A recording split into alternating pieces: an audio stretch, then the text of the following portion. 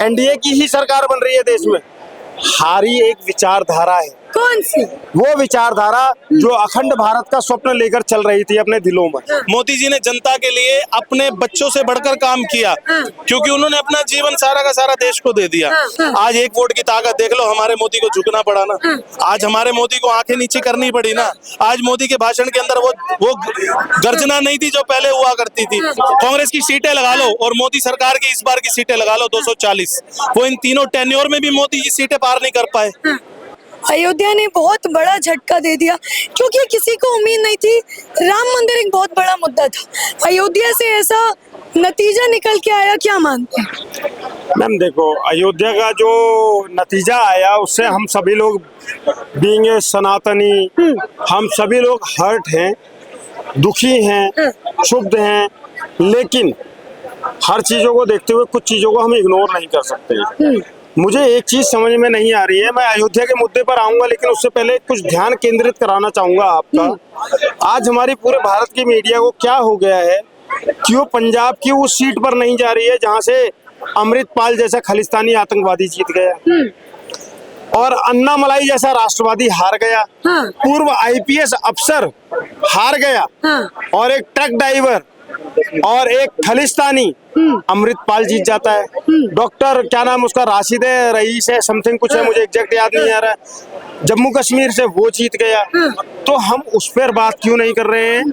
मुझे लगता है कि आज चाहे वो मेन स्ट्रीम मीडिया हो या सोशल मीडिया हो, उनको इस ओर भी ध्यान केंद्रित करना चाहिए। हाँ, हम अयोध्या हारे हैं, मुझे इस बात का दुख है एक सनातनी होने के नाते, क्योंकि अयोध्या हारने से हम, ऐसा नहीं है कि भाजपा हारी है या ऐसा नहीं है कि भाजपा सरकार नहीं बना रही है, एनडीए की ही सरकार बन रही है देश में। हारी एक विचारधारा है। कौन सी? वो विचारधारा जो अखंड भारत का स्वप्न लेकर चल रही थी अपने दिलों में। हारी वो विचारधारा है जो पीओके को हमें हिंदुस्तान में चाहती थी। हारी वो विचारधारा है जो उन घुसपैठियों को देश से बाहर करना चाहती है थी कि एनआरसी आए। हारी वो विचारधारा है जो चाहती थी कि देश में सबके लिए, हिंदू, मुस्लिम, जैन, बौद्ध, आपका पारसी, सिख, सबके लिए बराबर कानून हो और यूसीसी आए। लेकिन वो विचारधारा हारी। और न सिर्फ अयोध्या में, आप उत्तर प्रदेश में अगर देखेंगी तो अखिलेश यादव को लगभग 37 सीटें और इंडी गठबंधन को लगभग 42-43 सीटें मिली है। तो अगर आप 42-43 सीटों का आकलन करती हैं तो उस हर सीट पर वो विचारधारा है। और उस हर सीट पर मैं यहाँ पर आपका एक और ध्यान केंद्रित करा दूं जी। पूरे अयोध्या के अंदर 25 लाख वोटर है। कोई इन आंकड़ों पर बात नहीं कर रहा है। 25 लाख वोटर में से 4,95,000 मुस्लिम वोटर हैं। 100% वोट पड़ी है मैडम, एक सिंगल वोट कम नहीं हुई। तो उनकी गलती नहीं है ना, मैं वही वोट को वो जिम्मेदारी मानते हैं तो, वोट देने। लेकिन कई लोग अयोध्या से बाहर आते हैं, प्रवासी हैं, काम कर रहे हैं, जो समय पर वोट देने शायद नहीं जा पाए। और उसके अलावा कुछ लोगों ने जो जातीय समीकरण इन लोगों ने छोड़ा, जैसे केजरीवाल ने एक शगुफा छोड़ दिया योगी जी के नाम का। आजकल हमारी जनता भारत के ना ये जीन में है, ये जेनेटिक है भारत के। भारत का कोई भी हिंदू हो, कोई भी सनातनी हो, वो इमोशनल ज्यादा है। अच्छा। वो फैक्ट्स पे कम जाता है और इमोशनल बातों को ज्यादा देख लेता है। उसने, केजरीवाल ने एक शगुफा छोड़ दिया कि ये योगी जी को साइड कर देंगे, और जनता ने ये कहीं ना कहीं देखा कि अरे यार इतना अच्छा मुख्यमंत्री, उसको साइड कर दोगे, तो कहीं ना कहीं उस वजह से भी थोड़ा सा उनको नुकसान झेलना पड़ा। और यही कारण हुआ। और एक अग्निवीर की योजना मुझे लगता है जो अगर आप एक्चुअल देखोगे तो बहुत अच्छी है, लेकिन शायद युवाओं को समझ में नहीं आई, जैसे किसानों को किसान बिल समझ में नहीं आया। तो ये भी एक मुद्दा हुआ जिसकी वजह से कहीं ना कहीं हमने कुछ सीटें गंवाई हैं। लेकिन मैं आपको एक विश्वास दिला दूं, आने वाले साल से 1.5 साल के अंदर में अयोध्या में पुनः चुनाव होंगे, जिसे उपचुनाव कहा जाता है। और उसी अयोध्या से जिसको आज ये सब लोग गाली बक रहे हैं, भाजपा जीत कर आएगी, ये लिख कर ले लें।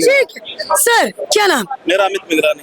अमित मिगलानी जी, अयोध्या का ही मुद्दा मैं लूंगी। अयोध्या को आज सब लोग, मैं अगर कहूँ कि गलत निगाहों से देख रहे हैं, क्योंकि राम मंदिर का क्रेज बहुत ज्यादा था, और वही राम मंदिर वाला गढ़ अयोध्या, वहाँ की सीट भाजपा हार गई। क्या कारण मानते हैं मिगलानी जी? मैडम, अयोध्या को गलत निगाहों से जो भी देख रहा है उनकी गलती है। क्यों? मैं इसलिए ये कहूंगा कि मोदी जी को जीरो वोट नहीं मिला वहां से, वोट अच्छा मिला। हाँ, ये है कि कुछ लोगों की सोच जो अपने हिसाब से दुनिया देखना चाहते हैं, जो अपने हिसाब से देश को चलाना चाहते हैं, उनकी सोच के साथ वहाँ की अयोध्या की जनता चल पड़ी, जो कि उन्होंने बिल्कुल गलत किया। आज मोदी जी फैजाबाद में हारने के बाद शायद मोदी जी की आंख में आंसू भी था कि मैं राम को वहां पर दोबारा साबित करने की कोशिश की, और मैंने वहां राम मंदिर सबके लोगों की हेल्प से, देश की मदद से हमने राम मंदिर वहां बनाया। तो थोड़ा मन में तो होता ही है कि जिसके लिए हम इतना कुछ कर रहे हैं, जिस जनता को हम डेवलपमेंट दे रहे हैं, जिस जनता को हम सारे काम दे रहे हैं, उसके बावजूद हम उस सीट पे हार के आ गए। तो मैं तो यही कहना चाहूंगा, अयोध्या तो चलो दूर की बात है, आपने रामपुर का आजकल देखा होगा, न्यूज में आ रहा है, रामपुर में एक जगह पर 2322 वोट पड़े हैं टोटल, और वहां पर 532 मकान दिए बीजेपी द्वारा, और वहां पर एक भी वोट मोदी जी के पार्टी बीजेपी को नहीं मिला। तो अयोध्या से ज्यादा कंपेयर तो मैं उस जगह को करना चाहूंगा जहां पर डेवलपमेंट दी गई। 532 मकान में 532 तो वोट दूर की बात है, एक वोट भी नहीं मिला। तो देखो, कमियां तो हैं ही देश के अंदर। जो जनता चलती, जिस राह पर वो जनता चल रही है, और उन्होंने राहुल गांधी जैसे गठबंधन को, चोर गठबंधन को इतनी सीटें दे दी, तो जनता कहीं ना कहीं तो गुमराह है। अमित जी, ऐसा क्या हो गया? राम मंदिर भी बनवा के दिया मोदी सरकार ने, हालांकि पैसा जनता ने दिया, लेकिन राम मंदिर मोदी सरकार में बना। रामपुर की आपने बात की कि विकास हुआ, तब भी अगर जनता मोदी सरकार को नहीं चुन रही है, कहीं ना कहीं क्या मालूम है कि मोदी सरकार में कमी है? मैडम, इसका मैं देसी जवाब दूंगा आपको। हाँ। आपने देश के अंदर कितने % लोगों को देखा है, कितने बुजुर्गों को देखा है कि उनके माँ बाप जिंदगी भर उनके लिए काम करते हैं, उन्हें डॉक्टर बनाते हैं, इंजीनियर बनाते हैं, और 20-22 साल 23 साल बाद जब उनकी शादी हो जाती है और बहू घर में आ जाती है, तो माँ बाप को बढ़ावा ना देकर अपनी बहू को बढ़ावा देते हैं। कितने इंसिडेंट देखे हैं। और जब माँ बाप अपने बच्चे को टोकते हैं कि बेटा हमने तेरे लिए क्या नहीं किया, और तू आज मेरा साथ ना दे के अपनी बहू का साथ दे रहा है, तो मैं इस चीज को उससे कंपेयर करना चाहूंगा। मोदी जी ने जनता के लिए अपने बच्चों से बढ़कर काम किया, क्योंकि उन्होंने अपना जीवन सारा का सारा देश को दे दिया, और आज देश की जनता ने जो उन्हें वहां पर जवाब दिया, तो मैं ये उसको कंपेयर, बच्चों को अपने माँ बाप के प्रति जो भावना रहती है उससे कंपेयर करना चाहूंगा। जब सगे बच्चे अपने माँ बाप के नहीं होते, तो हमारे देश की जनता तो आपको पता है कि कैसे साथ देगी, वो कहीं ना कहीं तो भटकेगी। चलिए, मैं अयोध्या रामपुर की बात हटा दूं, पूरे यूपी ने सर सबसे बड़ा झटका दिया है, तो क्या पूरे यूपी में ही यही माहौल है? मैडम, ऐसा यूपी में योगी जी ने जो काम किए, जो डेवलपमेंट योगी मोदी सरकार ने मिलकर किया है, उसको आज संसार का हर देश मानता है, खाली इंडिया भारत नहीं मानता। लेकिन नतीजों में नहीं दिखा ना नतीजा तो मैंने आपको 532 मकान का नतीजा बताया कि नहीं बताया? रामपुर के उस बूथ का नतीजा बताया नहीं बताया? जब इंसान की सोच ही ऐसी हो चुकी हो कि हमें अच्छे के साथ ना चल के बुरे के साथ चलना है, हमने दोबारा गुंडागर्दी यूपी में लानी है, हमने दोबारा बहनों को सड़क पे नहीं निकलने देना, हमने दोबारा बाबर को यूपी में बिठाना है, तो मैडम योगी का डेवलपमेंट, मोदी का और योगी का डेवलपमेंट क्या काम करेगा जब आपकी मानसिकता ही बदल? तो योगी का बुलडोजर काम नहीं आया? मैडम, योगी का बुलडोजर काम तो उस पे आएगा ना जो आपको परेशान करेगा, जो इनको परेशान करेगा, लेकिन वोट का अधिकार तो जनता का है ना। जनता का वोट देने से बुलडोजर का कोई मतलब नहीं मैडम। अगर आप गलत काम करोगे, गुंडागर्दी करोगे, किसी बहन को परेशान करोगे, किसी के घर पे कब्जा करोगे, तो ही तो योगी का बुलडोजर काम आएगा। लेकिन एक बात समझ में नहीं आ रही है, विकास भी हुआ, वही मैं सवाल दोहरा रही हूँ, विकास भी हुआ, स्ट्रिक्ट भी हो रही है उत्तर प्रदेश की जनता, बहनें भी सुरक्षित है, परंतु इतनी ज्यादा आहत वोट ही नहीं पड़े, कैसे, क्या कारण हो गया? मैडम, ऐसा है ना, हिंदू क्या हिंदुस्तानी लगा लो आप।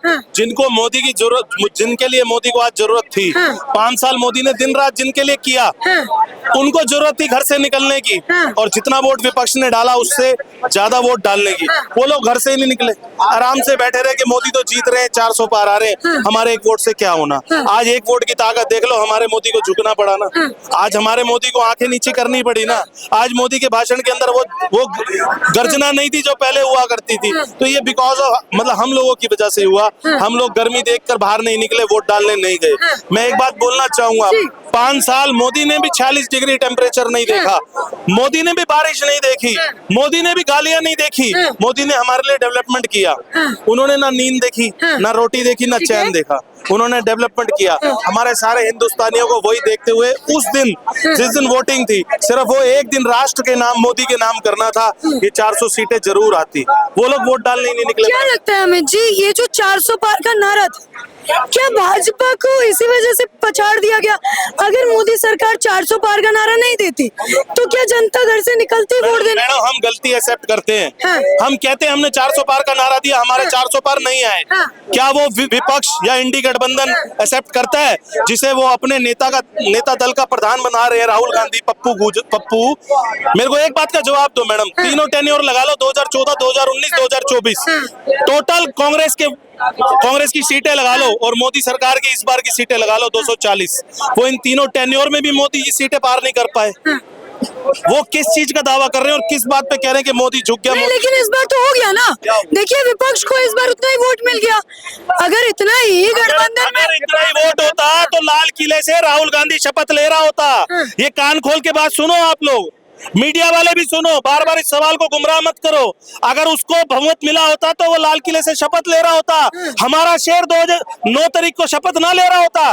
गठबंधन की सरकार बनी है मोदी जी की, उनके पास तो सिर्फ कुछ नहीं आया, जनता को भड़काना आया, जनता को बहलाना आया। इस बात को समझो। अमित जी, आपके मोदी को शेर कहा जाता है, शेर कहाँ गरज रहा है?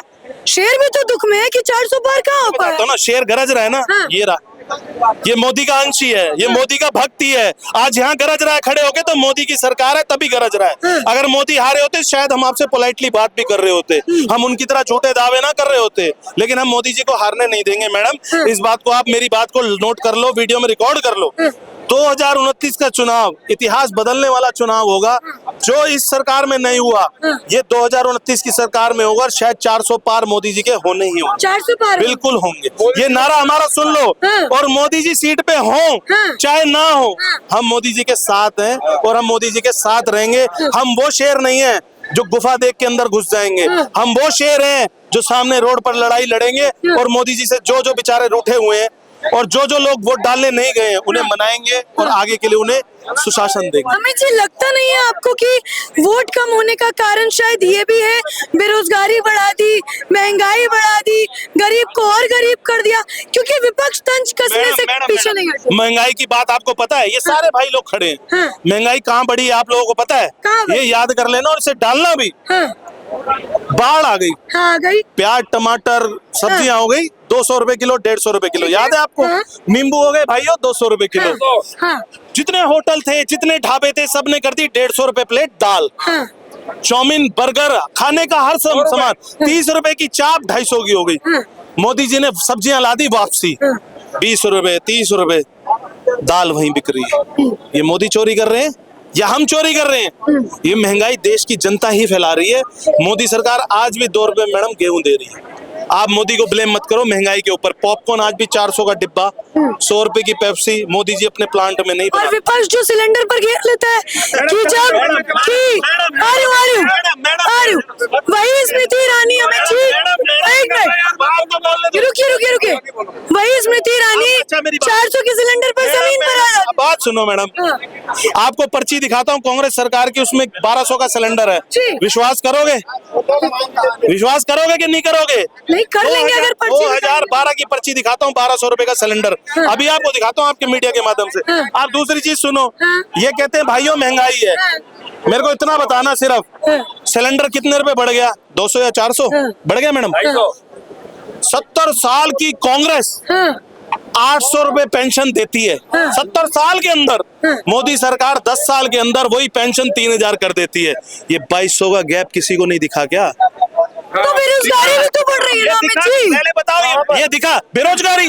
मैडम अब आपने पत्रकारिता करनी है। नहीं, विपक्ष कह रहा है, विपक्ष कह रहा है। विपक्ष की बातें आप लोग ज्यादा सुनते हो ना, इसीलिए कहता हूँ सुनो। सुनेंगे ना सर, सुनना पड़ेगा। सुना रहा हूँ आपको।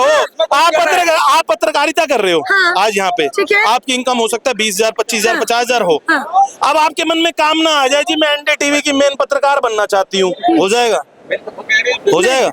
काम बहुत है मैडम। अपनी अपनी हैसियत, अपनी अपनी पढ़ाई, अपनी अपनी काबिलियत के हिसाब से जॉब मिलती है। ये सारे खड़े हैं, इनमें 1-2 वेले हो सकते हैं जो जानबूझ के नौकरी ना करना चाहें, नहीं तो हर कोई भाई काम कर रहा है, कोई ना कोई अपने बच्चों का पेट पाल रहा है। ये सिर्फ बेरोजगारी, महंगाई, ये तो भ्रम फैलाना होता है मैडम। आप ठीक है, फैलाइए। चलिए इसमें भ्रम फैलाया। और सुनो, अब हाँ, सुनो, हाँ। मैं आपके साथ लास्ट अंत कर रहा हूँ, क्योंकि देखो मैडम, नहीं, एक मुद्दा और बच गया सर, एक मुद्दा। कई जगह से मैं भी चिल्ला चिल्ला के आ रहा हूँ, मेरा कोलेस्ट्रॉल 700 है, हो सकता है मुझे भी कुछ हो कोई जाए, बात मेरे नहीं, भी घर में धीरे बच्चे धीरे हैं। बोल लीजिए। आपको सारा विश्लेषण एक ही चीज में समझा देता हूँ। दोस्तों देखो, इंडी गठबंधन हाँ। और जितने भी लोग उसके साथ जुड़े हुए हैं, उनकी सोच पता है मैडम क्या है? क्या है? सुनना भाई साहब, रिकॉर्ड करना ढंग से। हाँ, ढंग से कर रहे हैं। जो राम को लाए हैं हम उनको हराएंगे, जो राम को लाए हैं हम उनको हराएंगे, यूपी में फिर से हम बाबर को लाएंगे। अब दूसरा सुनो, हाँ, अयोध्या भी हरा दी है, हाँ। दिल्ली भी हराएंगे, अयोध्या भी हरा दी है, दिल्ली भी हराएंगे, मोदी के हिंदू को हम जड़ से मिटाएंगे। ये उनकी सोच है मैडम। इसके साथ में, हाँ, ये मैं इसके साथ अंत करता हूँ। ठीक। जय हिंद।